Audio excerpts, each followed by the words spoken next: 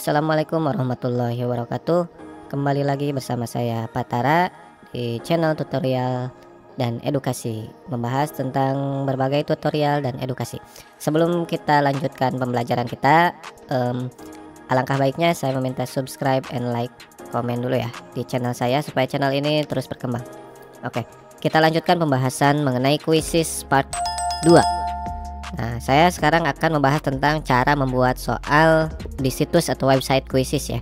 Kemarin di part 1 saya sudah membahas tentang cara daftar dan penjelasan fitur-fitur Quizizz. Sekarang saya akan menjelaskan bagaimana cara membuat soal. Oke, langsung saja. Caranya, kalau kita sudah berada di beranda seperti ini, klik saja langsung tombol buat ya. Kemudian, apakah kita akan membuat quiz atau membuat presentasi interaktif? Nah, kita buat quiz langsung ya. Nah, bisa membuat dari awal atau bisa mengubah link menjadi quiz, atau bisa mengunggah dokumen PDF, Word atau PowerPoint, bisa langsung di-convert menjadi soal Quizizz ya. Sekarang kita coba membuat dari awal. Jadi input langsung di web Quizizz-nya ya, teman-teman. Nah, tampilannya seperti ini. Kemudian soal bentuknya seperti apa yang akan kita buat. Di sini yang tersedia hanya pilihan ganda dan isi bagian kosong. Karena untuk soal tipe-tipe yang lain ini perlu di-upgrade dulu menjadi premium ya. Ini ada tanda petirnya. Ini gak bisa. Tuh, perlu di-upgrade dulu atau ditingkatkan dulu menjadi premium gitu. Kita kembali dulu. Nah, kita coba buat soal pilihan ganda ya. Nah, langsung diketikkan pertanyaannya. Misalkan saya akan membuat soal, berapakah hasil dari negatif 34 tambah 21 misalkan sama dengan. Nah, setelah itu kita klik opsi jawabannya.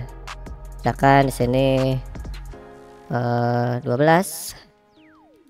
atau negatif 13 atau 13 misalkan, dan satu lagi negatif 12. Nah, untuk opsi jawaban yang tepatnya Bapak Ibu atau teman-teman bisa klik di sini di pojok. Nah, misalkan ini opsi jawaban yang benarnya. Jadi kita checklist hijau di sini.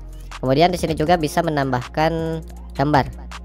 Nah, kalau misalkan soalnya atau jawabannya perlu gambar, bisa diunggah dari perangkat atau dari laptop.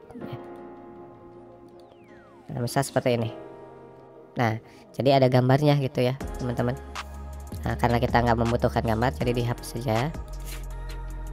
Setelah ini kita cantumkan poinnya langsung. Sini poinnya, misalkan untuk satu soal itu 20 poin. Waktunya misal 1 menit cukup ya, 1 menit untuk satu soal. Jadi nanti kalau kita men-setting waktu, nanti pas memberikan soalnya ini berlaku. Kalau waktunya tidak disetting, ini nggak akan berlaku. Kemudian kita simpan soalnya. Nah, baru muncul. Setelah ini, kalau kita mau membuat pertanyaan baru, tinggal diklik di sini, buat pertanyaan baru, kemudian lanjutkan lagi. Kalau pilihan ganda, klik yang tadi. Kalau misalkan mau dirubah, di sini bisa di pojok kiri atas, isi bagian yang kosong. Nah, jadi ini soalnya mengisi bagian-bagian yang kosong. Misalkan ya, ibu kota negara Indonesia adalah. Di sini kita ketik jawabannya Jakarta. Itu nanti siswa akan mengisi kolom-kolom yang kosong ini gitu. Kita simpan. Nah, sini ya. Nah, setelah itu jika kita sudah beres semua mengisikan soalnya, saran saya soalnya itu minimal 10 soal ya, 10 soal, karena kalau kurang dari 10 nanti fitur-fitur untuk memberikan soal ke siswanya akan ada yang tidak terbuka gitu. Jadi minimal 10 soal.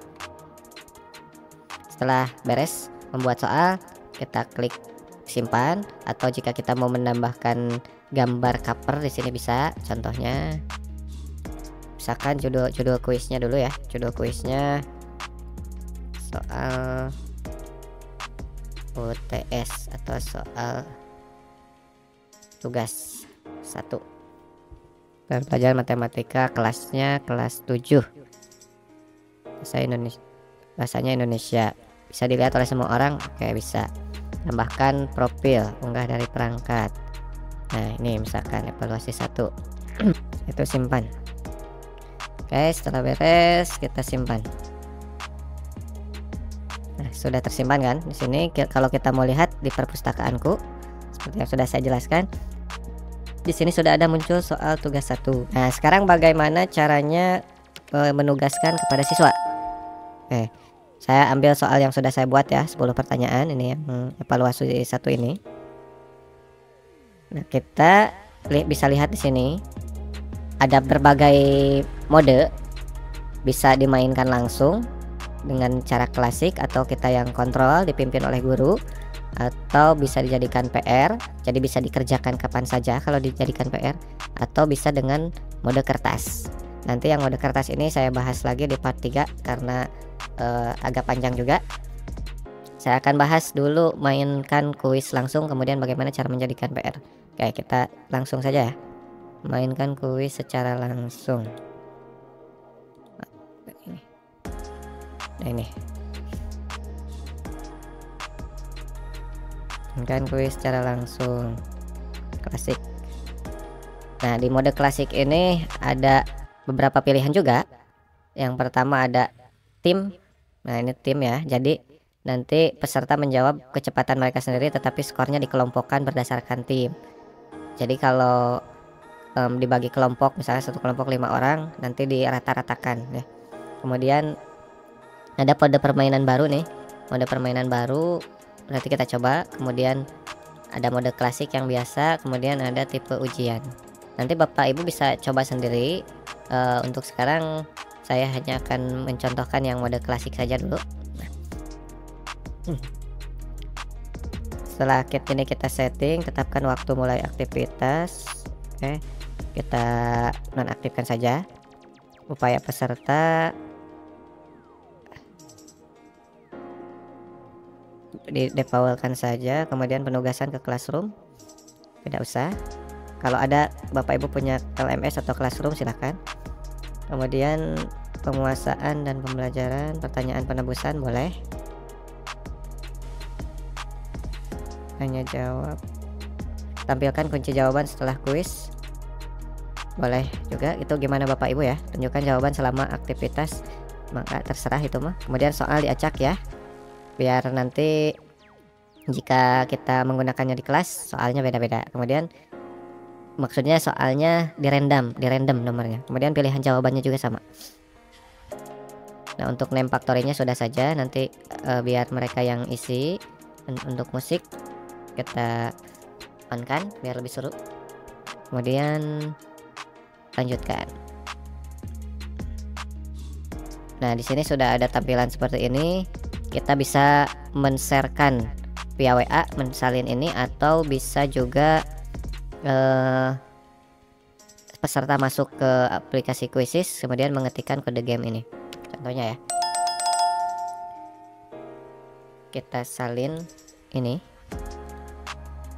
kemudian copy paste di browser yang lain.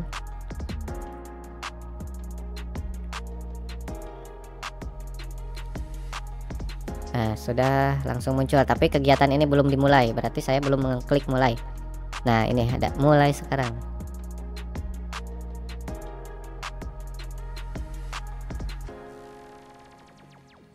Nah, ketika mau mulai tampilannya seperti ini ya Bapak Ibu. Ini bisa copy ini, atau bisa memasukkan kode game, atau bisa QR kodenya yang di share. Kita coba saja mengcopy ini alamatnya di browser lain, kita kopikan lagi. Nah, sudah mau dimulai, jadi kita sudah masuk nih, sudah masuk satu orang. misalkan kita akan masuk dengan nama yang lain. Musiknya on kan, teks dibicarakan otomatis oleh sistem, tidak usah, langsung mulai. Dan setelah diklik mulai pun tidak akan langsung memulai siswa itu, nanti menunggu gurunya memulai tesnya gitu. Nah di sini sudah ada pemberitahuan tuh yang masuk, ada Sakina gitu. Kalau kita mau memulai di sini misalkan siswanya sudah penuh, kita mulai saja langsung di sini, klik mulai gitu. Kita kembali lagi ke browser yang siswa.